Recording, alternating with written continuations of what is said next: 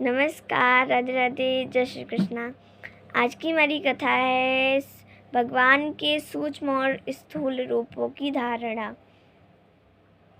श्री सुखदेव जी कहते हैं, परीक्षित, अगर हमारा काम थोड़ी चीज़ों में चल जा रहा है, कम खर्चों में चल जा रहा है, तो हमें फिजूल चीज़ों पर खर्च नहीं करना चाहिए। जैसे कि अगर हम अंजलि से भी पानी पी सकते हैं तो हमें पात्र नहीं लेना चाहिए। अगर हम भूमि पर लेट सकते हैं तो हमें पलंग नहीं लेना चाहिए। और इसी तरह हमें फिजूल के खर्चे नहीं करने चाहिए।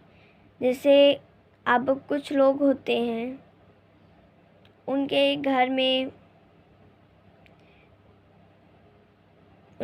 में टाइल्स पड़ी है या ये फर्श पड़ी है, तो उनको उतना से ही नहीं संतोष होता है।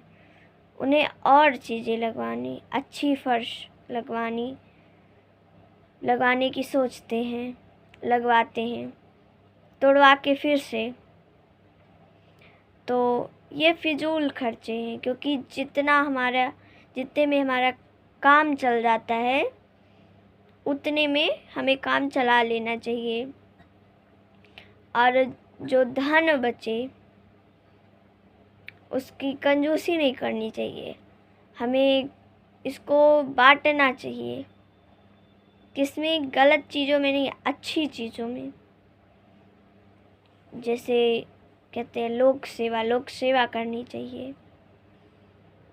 और इस प्रकार लोक सेवा कीजिए और भगवान में अपना ध्यान लगाइए। क्योंकि जब हम ढेर सारी चीज़ें अपने घर में लगवाते हैं या फिजूल के खर्चे करते हैं तो हमारा मन जो होता है वो खर्चे की तरफ जाता है। अगर हम खर्चा नहीं करेंगे तो हमारा मन खर्चों की तरफ नहीं जाएगा। तो अगर हम खर्चा नहीं करेंगे, हमारा मन खर्चों की तरफ नहीं जाएगा और हमें भगवान में मन लगाना चाहिए।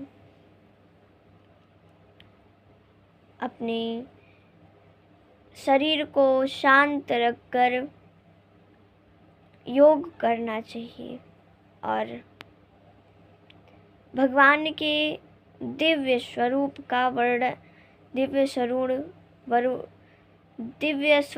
का आनंद लेना चाहिए।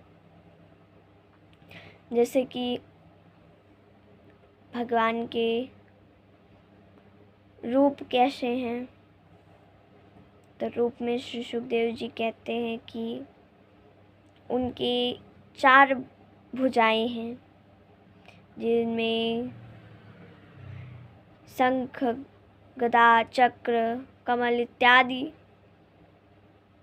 सुशोभित हैं।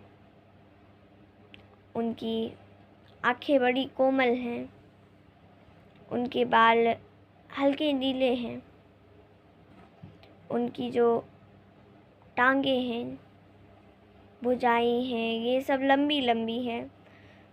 उनके गले में हार है, उन्होंने एक अंगूठी पहनी है रत्नों से जड़ी।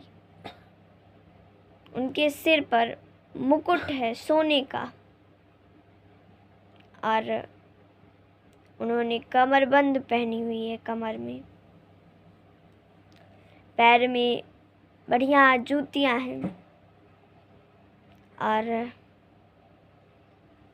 गले में लंबी माला सुशोभित हो रही है। तो इस प्रकार भगवान का हमें मन ही मन दर्शन करना चाहिए। आज की कथा हमारी यही समाप्त होती है। कल की हमारी कथा रहेगी भिन्न भिन्न कामनाओं से भिन्न भिन्न देवताओं का पूजन। जैसे भिन्न भिन्न हमारी कामनाएं हैं, तो कामनाओं के अनुसार देवताओं का पूजन। नमस्कार, राधे राधे, जय श्री कृष्णा।